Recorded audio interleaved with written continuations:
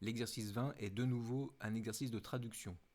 Cette fois-ci, on demande de traduire sous forme graphique, à l'aide d'un diagramme de veine, des notations ensemblistes.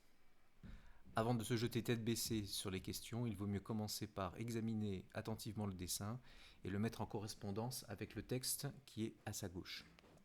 Par exemple, l'événement A est celui qui est coloré en bleu sur le dessin, ce qu'on va préciser. Je marque les contours de A en hachurant en fait l'intérieur de la zone qui représente cet événement.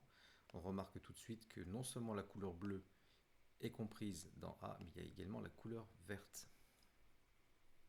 De même pour B, c'est la couleur jaune et verte qui le représente.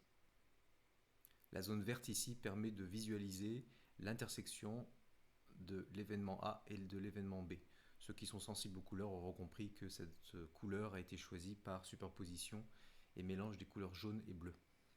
On peut commencer avec le petit A union B est coloré, disons, de 3 couleurs différentes. Si on regarde, ce sont tous les éléments qui sont compris dans B mais pas dans A, correspondent donc à la couleur jaune. Tous les éléments qui sont dans B et dans A, c'est la couleur verte.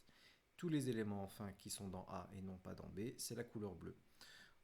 On peut donc répondre jaune, vert ou bleu.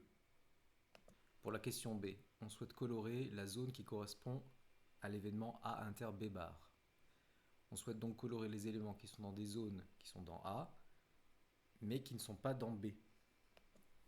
Il faut donc retirer toute la partie des éléments qui sont dans B et également cette zone verte. Il reste donc comme zone colorée la zone bleue strictement, donc on ne comptera pas la zone verte. On demande maintenant de regarder les éléments qui sont dans B bar, donc les éléments qui ne sont pas dans B, ce sont tous les éléments qui sont soit dans la couleur de couleur marron, soit les éléments de couleur bleue. On retire évidemment de la zone qui correspond à B la zone colorée en vert, puisque celle-ci fait partie également de l'ensemble B. La couleur qui correspond à A inter B a déjà été évoquée précédemment, c'est la zone colorée en vert. Pour A bar inter B bar, on souhaite colorer les éléments qui ne sont pas dans A et qui ne sont pas dans B. En français, on dit souvent ni dans A ni dans B. Ces éléments correspondent à la zone marron.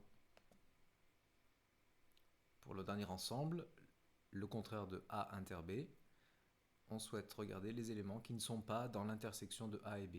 D'abord, on repère l'intersection, on sait que c'est la zone verte, donc on va regarder toutes les couleurs autres que vert. Il reste marron, jaune strictement et bleu strictement. Voici la réponse pour la question F. Pour ceux qui ont considéré que, par exemple, l'événement A était désigné par bleu ou vert, les réponses sont un petit peu différentes. Il faut simplement enlever les strictement et enlever le vert de la réponse A. Merci, à bientôt.